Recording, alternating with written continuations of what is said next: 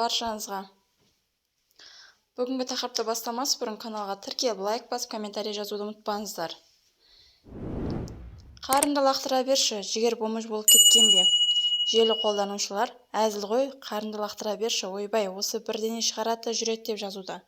Сіз не деп ойлайсыз? Жігер бомж болып кеткен бе әлде? Бұл да бір клиптің бір түрі ме?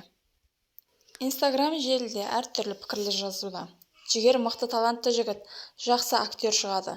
Жігердің орнында барлық жұлдызбен ауырып жатыр. Жігер тәуба, тыныш жүр. Мықты талантты әнші.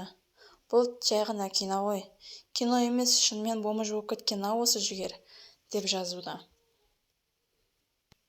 Бомжға онша келмей тұр, семіз ірі бордақ сияқты, әдемі болып жүргені жарасады.